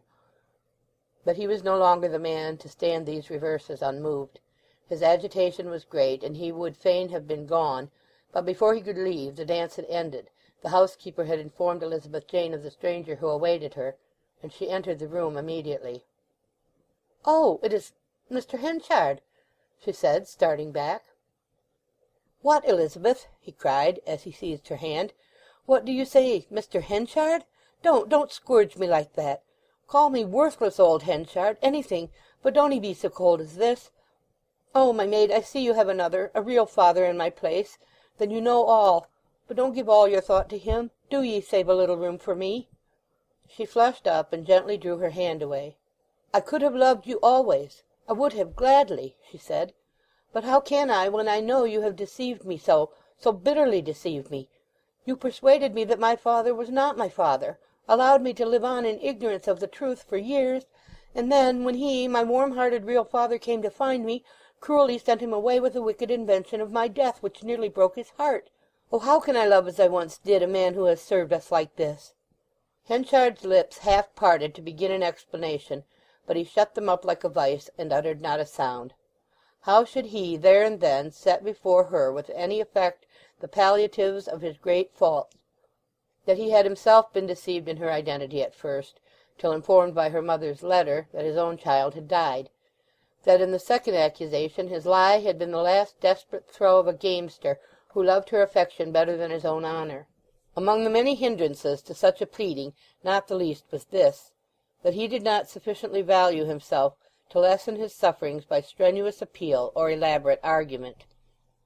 Waiving, therefore, his privilege of self-defence, he regarded only his discomposure. "Don't ye distress yourself on my account," he said, with proud superiority. "I would not wish it, at such a time, too, as this. I have done wrong in coming to 'ee, I see my error, but it is only for once, so forgive it. I'll never trouble 'ee again, Elizabeth Jane. No, not to my dying day. Good night, good-bye." Then, before she could collect her thoughts, Henchard went out from her rooms and departed from the house by the back way as he had come, and she saw him no more. Chapter 44. Chapter 45. It was about a month after the day which closed as in the last chapter. Elizabeth Jane had grown accustomed to the novelty of her situation, and the only difference between Donald's movements now and formerly was that he hastened indoors rather more quickly after business hours than he had been in the habit of doing for some time. Newson had stayed in Casterbridge 3 days after the wedding party, whose gaiety, as might have been surmised, was of his making rather than of the married couple's, and was stared at and honoured as became the returned Crusoe of the hour. But whether or not because Casterbridge was difficult to excite by dramatic returns and disappearances, through having been for centuries an assize town, in which sensational exits from the world, Antipodean absences, and such like were half-yearly occurrences, the inhabitants did not altogether lose their equanimity on his account. On the 4th morning he was discovered disconsolately climbing a hill, in his craving to get a glimpse of the sea from somewhere or other. The contiguity of salt water proved to be such a necessity of his existence that he preferred Budmouth as a place of residence, notwithstanding the society of his daughter in the other town. Thither he went and settled in lodgings in a green-shuttered cottage which had a bow window jutting out sufficiently to afford glimpses of a vertical strip of blue sea to anyone opening the sash, and leaning forward far enough to look through a narrow lane of tall intervening houses. Elizabeth Jane was standing in the middle of her upstairs parlour, critically surveying some rearrangement of articles with her head to one side, when the housemaid came in with the announcement, "Oh, please, ma'am, we know now how that bird-cage came there." In exploring her new domain during the first week of residence, gazing with critical satisfaction on this cheerful room and that, penetrating cautiously into dark cellars, sallying forth with gingerly tread to the garden, now leaf-strewn by autumn winds, and thus, like a wise field-marshal estimating the capabilities of the site whereon she was about to open her housekeeping campaign, Mrs. Donald Farfrae had discovered in a screened corner a new bird-cage shrouded in newspaper, and at the bottom of the cage a little ball of feathers, the dead body of a goldfinch. Nobody could tell her how the bird and cage had come there, though that the poor little songster had been starved to death was evident. The sadness of the incident had made an impression on her. She had not been able to forget it for days, despite Farfrae's tender banter, and now, when the matter had been nearly forgotten, it was again revived. "Oh, please, ma'am, we know how the bird-cage came there. That farmer's man who called on the evening of the wedding, he was seen with it in his hand as he came up the street, and 'tis thoughted that he put it down while he came in with his message, and then went away forgetting where he had left it." This was enough to set Elizabeth thinking, and in thinking she seized hold of the idea, at one feminine bound, that the caged bird had been brought by Henchard for her as a wedding gift and token of repentance. He had not expressed to her any regrets or excuses for what he had done in the past, but it was a part of his nature to extenuate nothing and live on as one of his own worst accusers. She went out, looked at the cage, buried the starved little singer, and from that hour her heart softened towards the self-alienated man. When her husband came in she told him her solution of the bird-cage mystery, and begged Donald to help her in finding out, as soon as possible, whither Henchard had banished himself, that she might make her peace with him, try to do something to render his life less that of an outcast and more tolerable to him. Although Farfrae had never so passionately liked Henchard as Henchard had liked him, he had, on the other hand, never so passionately hated in the same direction as his former friend had done, and he was therefore not the least indisposed to assist Elizabeth Jane in her laudable plan. But it was by no means easy to set about discovering Henchard. He had apparently sunk into the earth on leaving Mr. and Mrs. Farfrae's door. Elizabeth Jane remembered what he had once attempted, and trembled. But though she did not know it, Henchard had become a changed man since then, as far, that is, as change of emotional basis can justify such a radical phrase, and she needed not to fear. In a few days Farfrae's inquiries elicited that Henchard had been seen by one who knew him walking steadily along the Melchester highway eastward at 12 o'clock at night, in other words, retracing his steps on the road by which he had come. This was enough, and the next morning Farfrae might have been discovered driving his gig out of Casterbridge in that direction, Elizabeth Jane sitting beside him, wrapped in a thick flat fur, the Victorine of the period, her complexion somewhat richer than formerly, and an incipient matronly dignity which the serene Minerva eyes of one whose gestures beamed with mind made becoming, settling on her face. Having herself arrived at a promising haven from at least the grosser troubles of her life, her object was to place Henchard in some similar quietude before he should sink into that lower stage of existence which was only too possible to him now. After driving along the highway for a few miles they made further inquiries, and learnt of a road-mender who had been working thereabouts for weeks that he had observed such a man at the time mentioned. He had left the Melchester coach road at Weatherbury by a forking highway which skirted the north of Egdon Heath. Into this road they directed the horse's head, and soon were bowling across that ancient country whose surface never had been stirred to a finger's depth save by the scratchings of rabbits, since brushed by the feet of the earliest tribes. The tumuli these had left behind, done and shagged with heather, jutted roundly into the sky from the uplands, as though they were the full breasts of Diana Multimammia supinely extended there. They searched Egdon, but found no Henchard. Farfrae drove onward, and by the afternoon reached the neighbourhood of some extension of the heath to the north of Anglebury, a prominent feature of which, in the form of a blasted clump of firs on a summit of a hill, they soon passed under. That the road they were following had, up to this point, been Henchard's track on foot, they were pretty certain; but the ramifications which now began to reveal themselves in the route made further progress in the right direction a matter of pure guesswork, and Donald strongly advised his wife to give up the search in person, and trust to other means for obtaining news of her stepfather. They were now a score of miles at least from home, but by resting the horse for a couple of hours at a village they had just traversed, it would be possible to get back to Casterbridge that same day, while to go much further afield would reduce them to the necessity of camping out for the night. "And that will make a hole in a sovereign," said Farfrae. She pondered the position and agreed with him. He accordingly drew rein, but before reversing their direction paused a moment and looked vaguely round upon the wide country which the elevated position disclosed. While they looked, a solitary human form came from under the clump of trees and crossed ahead of them. The person was some labourer. His gait was shambling, his regard fixed in front of him as absolutely as if he wore blinkers, and in his hand he carried a few sticks. Having crossed the road he descended into a ravine, where a cottage revealed itself, which he entered. "If it were not so far away from Casterbridge, I should say that must be poor Whittle. 'Tis just like him," observed Elizabeth Jane. "And it may be Whittle, for he's never been to the yard these 3 weeks, going away without saying any word at all, and I owing him for 2 days' work without knowing who to pay it to." The possibility led them to alight, and at least make an inquiry at the cottage. Farfrae hitched the reins to the gate-post, and they approached what was of humble dwellings surely the humblest. The walls, built of kneaded clay, originally faced with a trowel, had been worn by years of rain washings to a lumpy crumbling surface, channelled and sunken from its plane, its grey rents held together here and there by a leafy strap of ivy which could scarcely find substance enough for the purpose.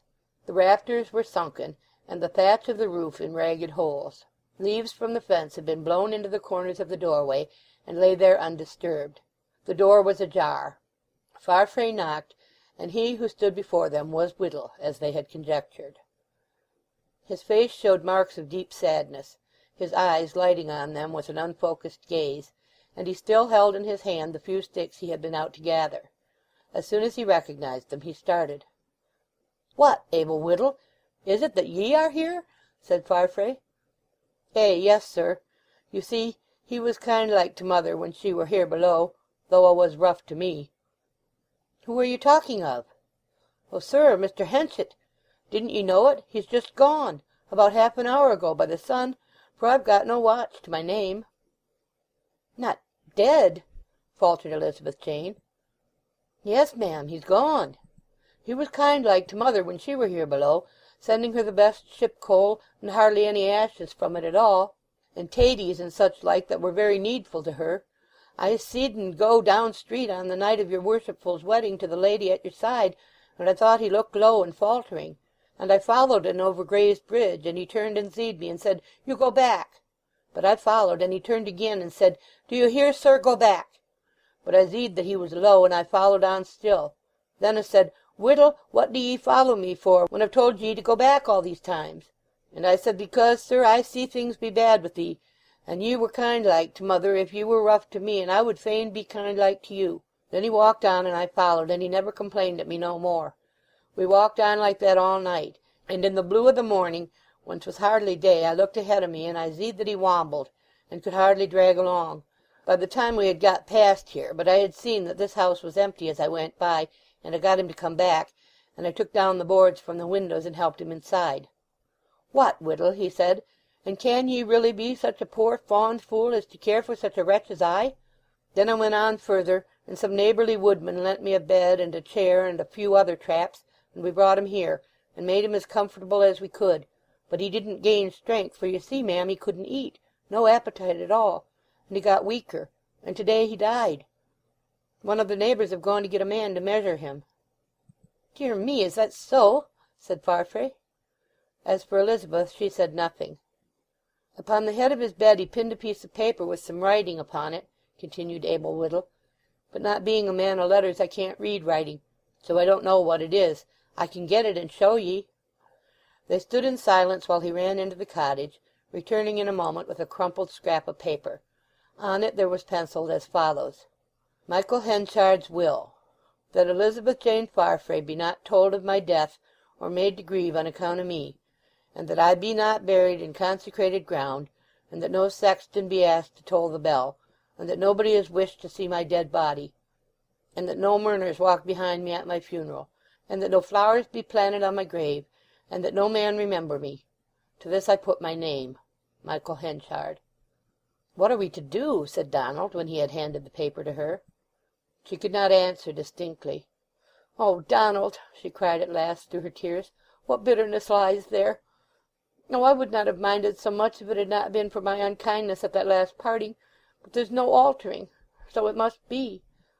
What Henchard had written in the anguish of his dying was respected as far as practicable by Elizabeth Jane, though less from a sense of the sacredness of last words as such than from her independent knowledge that the man who wrote them meant what he said.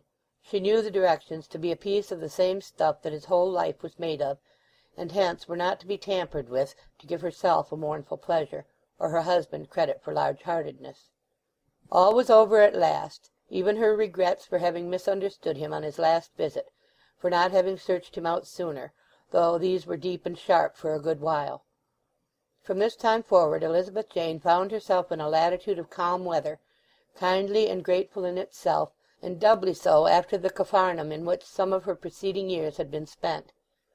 As the lively and sparkling emotions of her early married life cohered into an equable serenity, the finer movements of her nature found scope in discovering to the narrow-lived ones around her the secret, as she had once learnt it, of making limited opportunities endurable, which she deemed to consist in the cunning enlargement, by a species of microscopic treatment, of those minute forms of satisfaction that offer themselves to everybody, not in positive pain, which, thus handled, have much of the same inspiring effect upon life as wider interests cursorily embraced. Her teaching had a reflex action upon herself, insomuch that she thought she could perceive no great personal difference between being respected in the nether parts of Casterbridge and glorified at the uppermost end of the social world. Her position was indeed to a marked degree one that in the common phrase afforded much to be thankful for. That she was not demonstratively thankful was no fault of hers. Her experience had been of a kind to teach her, rightly or wrongly, that the doubtful honour of a brief transmit through a sorry world hardly called for effusiveness, even when the path was suddenly irradiated at some half-way point by daybeams rich as hers. But her strong sense that neither she nor any human being deserved less than was given did not blind her to the fact that there were others receiving less who had deserved much more. And in being forced to class herself among the fortunate, she did not cease to wonder at the persistence of the unforeseen, when the one to whom such unbroken tranquillity had been accorded in the adult stage was she whose youth had seemed to teach that happiness was but the occasional episode in a general drama of pain. End of Chapter 45. End of The Mayor of Casterbridge by Thomas Hardy.